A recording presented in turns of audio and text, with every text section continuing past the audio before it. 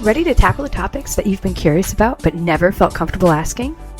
With a straightforward, no-nonsense perspective on life, blended with candid stories and a healthy dose of humor, Dr. Mary Grimberg cuts through the fluff and addresses the conversations we all need to have on TMI Talk, where no subject is too taboo. Our bodies, our minds, and everything in between. Now here's your host, Dr. Mary. Hello everyone and welcome back to TMI Talk with Dr. Mary. Today we're going to be talking about why am I so hard on myself? This is something that I have struggled with my entire life. This constant nagging feeling of just not enough, right? Can't do enough. Everything has to be perfect. Talking down to myself, not taking compliments, and just really blocking any type of joy coming into my life, essentially. And I didn't realize for me how much this was impacting my life in every aspect of my life. And on top of it, I had no idea where it was even coming from. And I got so, I started looking up a lot of stuff, and what you hear is say positive affirmations. I'm like, fuck that. You can't just positive affirmation your way out of talking down to yourself and feeling like shit about yourself, right? There's a process. Yes, you can redirect, but blatantly saying that to somebody like myself who has worked through complex PTSD, it really discounts the pain and a lot of the inner talk that is going on, and we have to look at it from a deeper point of view.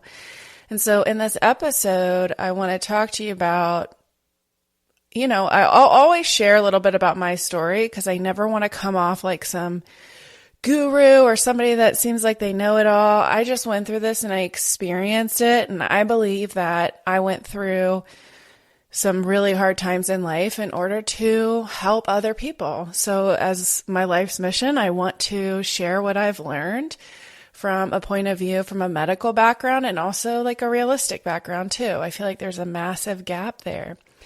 And so you'll learn to start identifying ways that you are talking to yourself. So first we have to identify it, then different ways on how you can shift it, and then learning on how to lean into joy to allow yourself to feel good and to finally feel happy again. And I lost that for a long time. I lost feeling happy. I lost laughing. I lost joy. I think all of us at some point, especially the last few years, it's really hard. It's been really hard to see the good in life and in things. And, when we look at things from just more of like a material standpoint, right? A lot of us have realized, especially since COVID, that working super hard and making all this money or this success or having this relationship or that car or this or that, we get it, right? And then you're like, okay, what's next, right? And so then you're in this fucking hamster wheel of constantly chasing something external to you.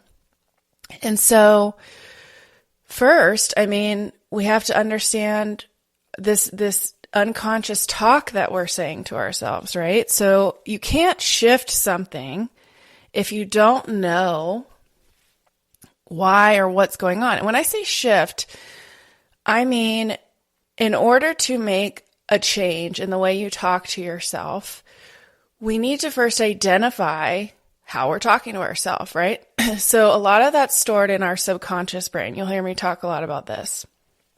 And so in our subconscious brain are a lot of thoughts and beliefs and things our body has absorbed over the years based on data collection, right? So over that time, our bodies just kind of adapt to that. And then without redirecting, we kind of stay down this pathway that maybe isn't serving us anymore. For example, if my reaction to myself is to be hard on myself, right? So that served me back in the day. Like, it helped me become a pretty decent athlete, right? It allowed me to push myself in school and do these things. But maybe that served me at the time because it was the only thing I could focus on because I wasn't in a good space. But after a while, that just eats at you because you can't even enjoy the fruits of your labor. And so if you stay down this path, your body essentially will just, in my experience, it collapsed, right? I developed cancer and these chronic illnesses that were debilitating that, again, Western medicine just couldn't figure out. And I just wish that I knew that how exhausting this is and how much this inner talk and this inner critic can just debilitate you and be a thief of joy, right? And so if I stay down that path and I don't shift it down another path, I'm going to continue staying down that path and never be fulfilled. It doesn't matter how much money I have, how great of a life I have on Instagram, what the fuck ever. It just will never end up in happiness because I am fueled by fear, self-hatred, and anger. And I had a spiritual awakening last year. It's more of a spirituality aspect, not a specific religion.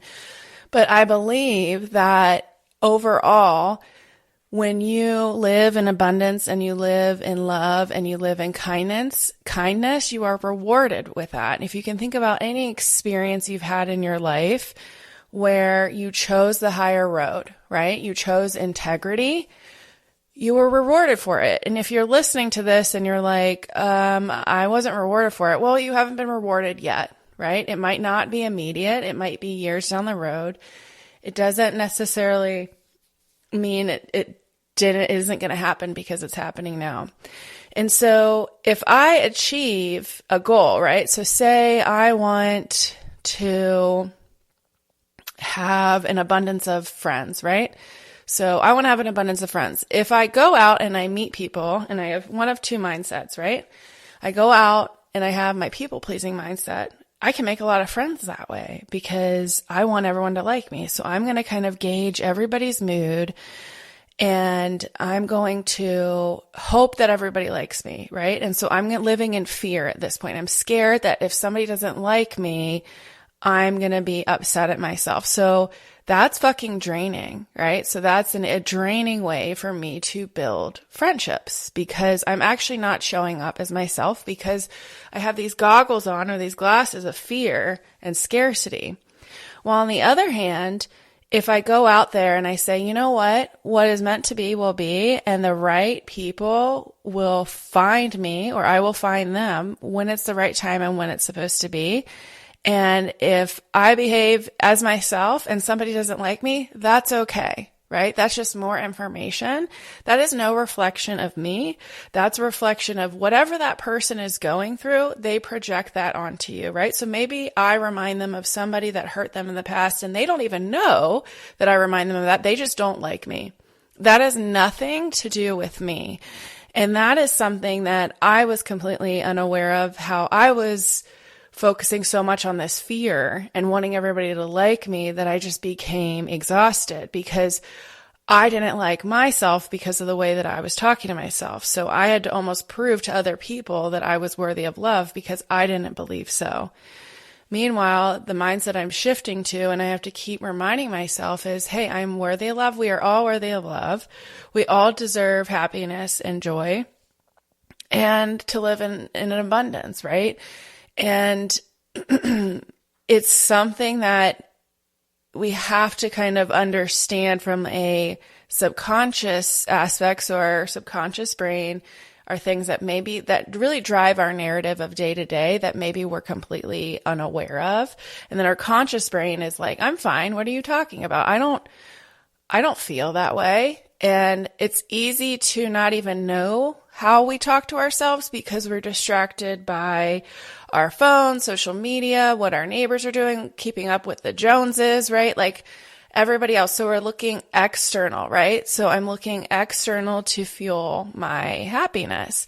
And so when we're looking external, right, we're constantly comparing ourselves to other people. And it's almost worse with social media because social media can be a blessing and it can be a curse, right? And so I try to use it more as good because I can get messages like this out into the world versus saying, hey, look how great my beautiful house is and look how hot my partner is and look at all this money I made. Look at me, look at me, look at me. And gosh, so like if you start seeing there's a really big difference there between the way to use these tools.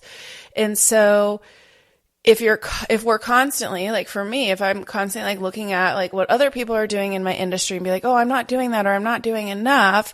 Okay, I'm looking for my validation externally, right? So I am looking for validation externally versus internally versus, hey, I'm on my own journey. I'm on my own path. I don't have a timeline, but I didn't know that. And I was just kind of kept feeling like, oh my gosh, I got to catch up. I'm behind.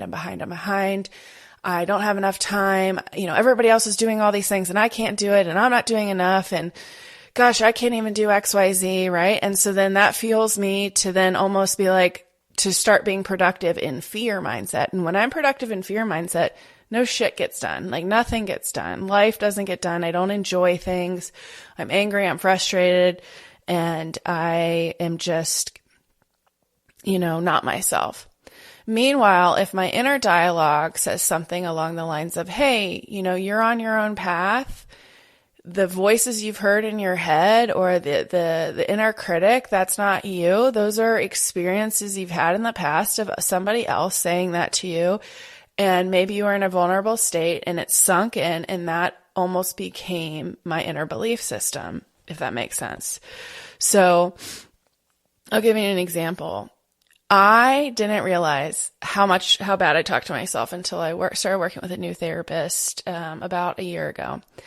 And I learned so many different things about myself. So I'll give you an example. Picture yourself in this, when, like I said, when I say my stories, I would have dishes in the sink, right? So I'd have dishes in the sink and then I'd look at the dishes. If they were there for more than like 5 or 10 minutes, I'd say to myself, damn, Mary, you can't even do the fucking dishes. You don't have kids. You just have a dog.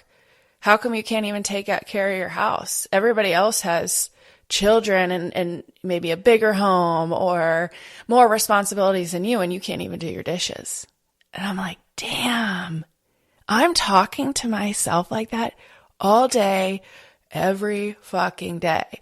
And then I'm like, why am I tired? Why am I cranky? Why do I not want to do anything? Why am I just completely exhausted and just want to sit at home by myself? Well, yeah, if you hear that inner critic all day, every day, but we have to understand where that inner critic came from, right?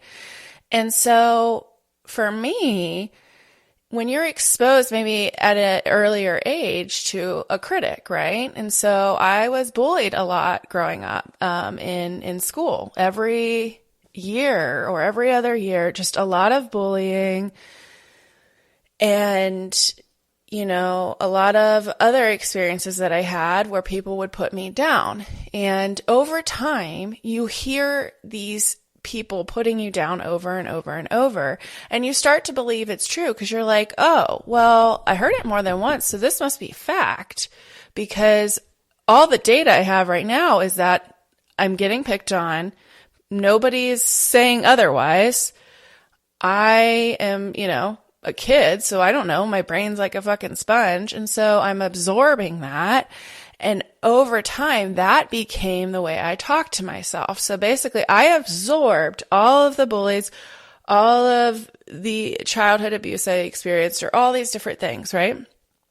And then I created this narrative that I was unlovable, that I couldn't be myself, because when I would be myself, I'd be put down because I had to be a good girl, right? And not curse or not be funny, not be crude, because ladies don't do that. And so over time, I just kind of suck into myself and just stopped being myself because I was told that that wasn't okay. And when you start recognizing who is that inner critic, right? Who is that person saying those things? And I've been in, and what happens with this though is it then perpetuates, right? So it perpetuates and it leaks into your relationships. So I kept going and dating people that treated me like shit because I treated myself like shit. So what did it really matter? And then it gets to this point where I just perpetually kept dating people that didn't treat me well. And over time, it wore on me. And then finally I just woke up one day after I got divorced and I was like, I'm done with this. Like I have to break this cycle. I don't know how I'm going to break it, but I need to break it. And the way we do that is to start understanding ourselves. And so it's funny because there's this whole thing about self-love and self-compassion, all these things. Hey, yes, that's where we want to go. But like, you can't, for me, I couldn't just sit around hugging myself and be like, I love you, I love you, I love you. You have to learn to love yourself. And that's what I had to learn to do. And part of that was adjusting how I talk to myself. So I just started noticing, so bringing it to the conscious level. Wow, I just said that to myself and I say it out loud. And I keep saying it out loud all day, every day, or whenever I think about it, right? Because sometimes we don't even know that we're saying it. You might notice it after the fact. So just say it out loud when you say after the fact, because we can't shift anything that we don't know is happening. So my inner thought, so it goes, my inner thought, right, is caused by an inner belief, which then my brain perceives as truth. And then I allow my life to be dictated by that thread of self-doubt and self-hatred, right? So from the outside, it might look at this person, like for me, it's like, oh, she started this business, she's doing this or that, or, oh, wow, how was she able to do that through cancer treatment? Well, it wasn't from a good spot. It was from fear. It was from scarcity. It was from anger and self-hatred. And so what I started doing is noticing that I was talking to myself that way. And over time, as I started really noticing it and it became more of a habit for me to start recognizing that I was talking to myself this way, that then I started saying, oh, no, that's not truth. That's an old pattern. And I say to myself, like, thank you, body, for helping me during that time, but I'm okay, right? Like that is not truth. That is an old thought, right? Our thoughts are not who we are. Our thoughts are merely thoughts. They don't control us unless we let them. And so we can only let them if we're unaware of them. If we're unaware of them, we can't change them. And so over time, as you know, I have some dishes in my sink right now. I see them and I go, I'm not going to talk down to myself, right? So with that, then I'm able to make that shift over time. And it takes a lot of practice. It's like flexing a muscle, right? If you go to the gym and you lift weights, you can't expect to have a bunch of muscle the next day. It takes time and consistency and building up. And so it wasn't until recently of me really working on this, even just the past year, where I finally feel like I'm talking nicely to myself and allowing myself to feel moments of joy and experience them and be happy, like be in those moments. And so, but it's still something I'm constantly working on. And this is why positive affirmations don't necessarily work, right? They work if you can recognize how you're talking to yourself. For instance, like if I just say, I love myself and this and that, and I don't change anything, and I don't recognize my behaviors, and I don't change how I talk to myself, then nothing's going to change. I'm just going to go more into a shame spiral, which I'm already in anyway, right? Because I can't change it. Look, I can't even change my positive thoughts. So who the fuck am I to think that I can do this, right? And so it has to be understood of recognizing when we're doing it, just recognizing patterns, trying not to judge ourselves when we're doing it, and just noticing it. The other aspect of this includes judgment, right? So notice how you're judging others. So this is something I have been notorious in the past I've been very humbled recognizing this and being told this, that I judged a lot. I judged people's actions and behaviors, and I'm not proud of it, but I did. And we have a dog friend here. She just wanted to come up. And I did. And so with that, what I realized over time is I want to stop judging people. Why am I judging people? Why am I judging myself so much? This is exhausting. Well, if you're judging other people, that's a projection, at least for me, it was a projection of how I was feeling about myself, right? So there's a belief that I have where I am judging somebody else's actions because I think that maybe that's an inappropriate action, I guess, if that makes sense. So it's what about that person made me want to judge them? I'll give you an example. When somebody is doing something that I want to do from a career standpoint or a life goal or a destination or whatever it is, right? A relationship. I go, ew, gross. And I try to find some way to put them down in my head so that way I feel better about myself. But that's a pattern, right? So I have to go, no. That's inspiration, Mary. That is what society wants us to think, especially this is why I think there's a lot of, women versus women stuff.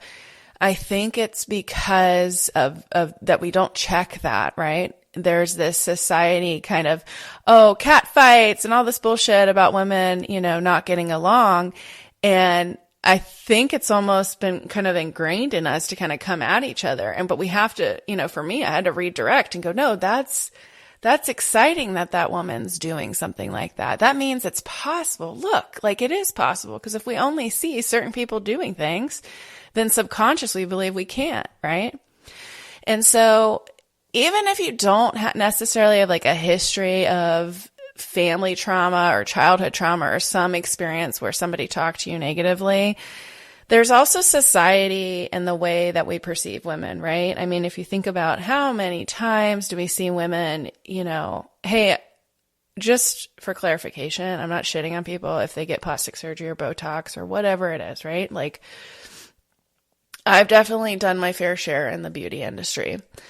But the point is that a lot of these messages are targeted to women. How many times do you see a woman, in Hollywood who is stunning and then they get pregnant and everyone shits on them for being quote, fat in their eyes. And it's oh my God, if those women are getting criticized, who am I? What about me? So then there's these internalizing of these subconscious ways that we hear people talk about other women. And then you see a lot of ads and beauty products for, get liposuction or get breast augmentation or get a bunch of Botox or filler or this or that. I don't see a lot of those ads going to men. And I know some men will do that, but it's a majority women. And so we're also being fed from society these things. So the more that we start recognizing it, the less it gets to control us and the better we can kind of talk to ourselves, right? So in that, just noticing these behaviors, there's so much in our society though that I don't think, I don't know. I try not to think it's intentional, but a lot of things were made for a certain size of a man, and stairs were made based on the height of a man, chairs, a lot of furniture that we have. It's these subconscious things that we're just told that we don't fit into this world, right? And so those beliefs, and we see a lot of times even in VC funding, so venture capitalist funding, when there's a company that needs funding, maybe a startup, a lot of the money tends to go to men because there's men in these positions that work with other men that they went to school with and they know each other, and then those companies get funding, right? And again, it's not shitting on the men that are doing that. I don't think it's an intentional thing. It's just more of not enough women are kind of in these spaces. But why are not enough women in these spaces? Well, that's a multifaceted thing. But my point is that a large amount of media, a large amount of technology, and a lot of things are built around the ideology of a man. and not as much about the female perspective. I mean, think about this. It's 2020 fucking 4, and we barely know how to manage menopause. Okay. It's 2024 and we're just now starting to talk about it. And still, it's still the wild, wild west, right? I'm not saying this to make people angry. I'm saying it because we could recognize these things, right? And say, oh, okay, that is programming. I can kind of start noticing, oh, that doesn't have to apply to me, right? Now when I see things like, oh, do these certain things to your body or suck your fat out of your ass or whatever, it's like, oh gosh, like that's the message that we're getting. Like that's crazy. And so the more you can notice these things, the more you're less susceptible to external validation and more internal validation. Again, I didn't know what any of that meant.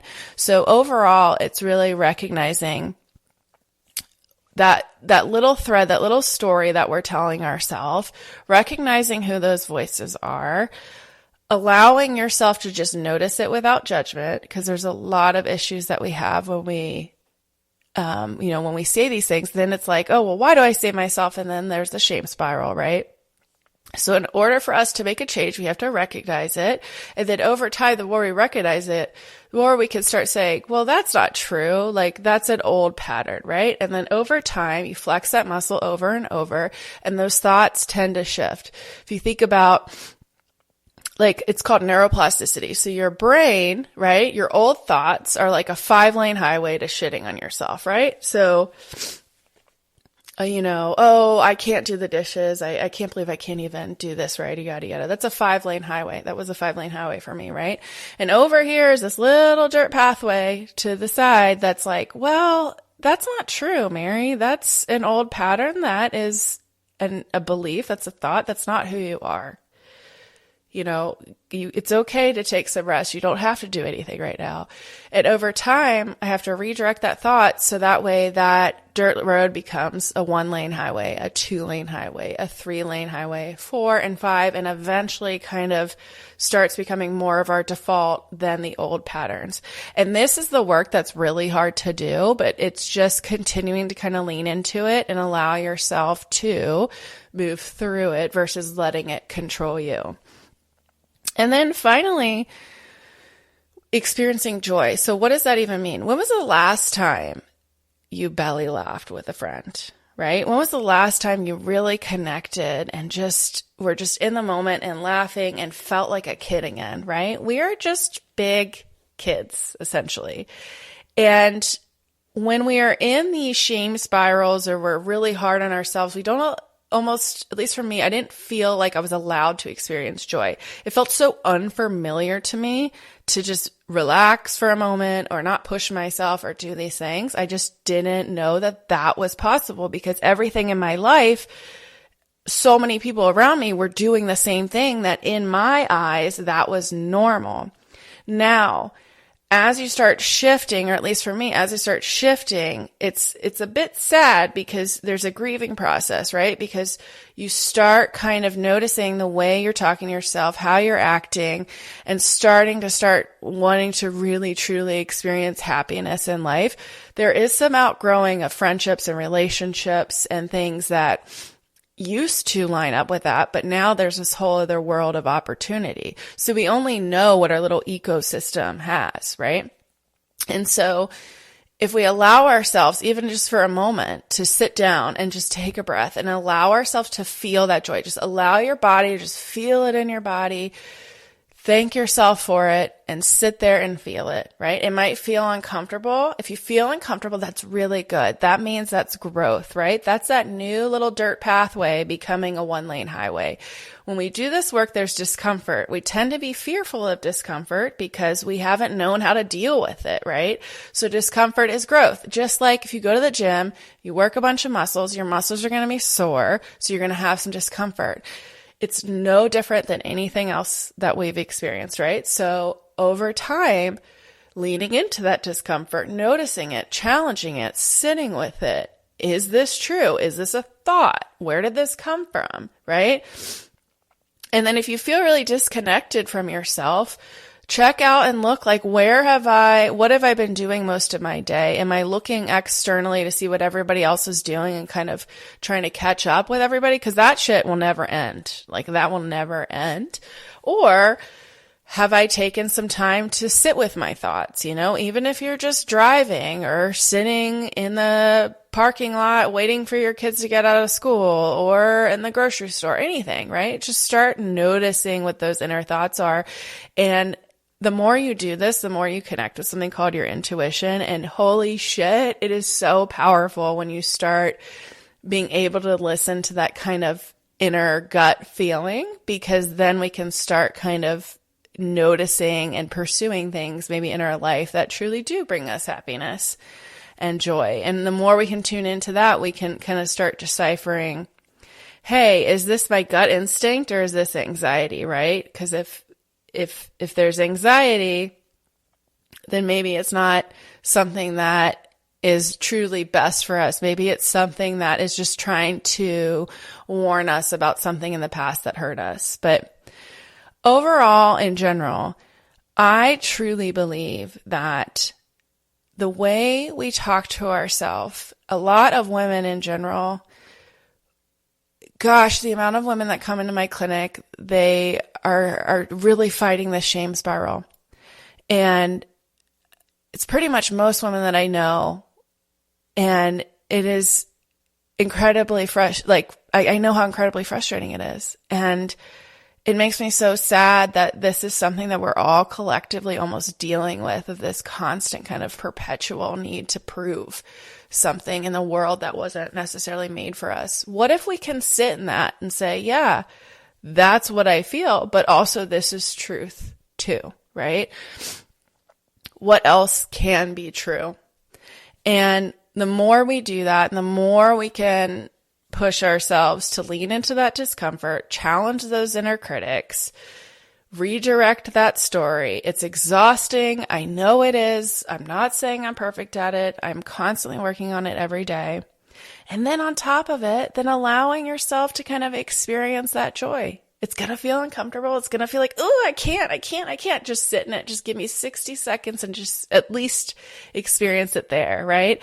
And the more you do that, again, the more we build that network of neuroplasticity to help us be kinder to ourselves and allow ourselves to be happy and experience joy. But it takes time, but it is possible. But I directed for what I was saying earlier, but I truly believe that these inner critics are a root cause for illness. Because if you saw or heard the way that I was talking to myself right before I got cancer, not saying if you talk down to yourself, you're going to get cancer. I'm just saying I had no idea how much I was talking to myself. And so we can do everything physically, right? I can do exercise. I can eat the right smoothies. I can do this diet or whatever. It doesn't matter if we're talking so poorly to ourselves and we're not experiencing joy.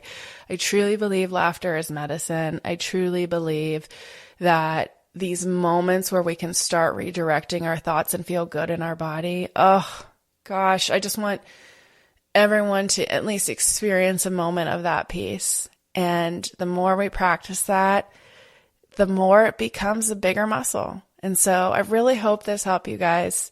And so, again, looking at your inner thoughts, start questioning them, start noticing what else could be true, and allow yourself to sit in that discomfort of joy. So the more you feel more comfortable around that, the more your heart can expand and the more joy you can experience in life and the healthier you'll feel.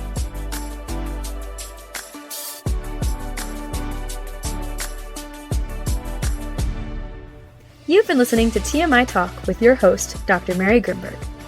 Make sure to subscribe wherever you get your podcasts. To learn more about Dr. Mary, head on over to drmarygrimberg.com and make sure to follow Dr. Mary at Dr. Mary PT on all social channels. To learn more about Dr. Mary's integrative practice for pain relief in Austin, Texas, head on over to resilient-rx.com. Thanks for listening.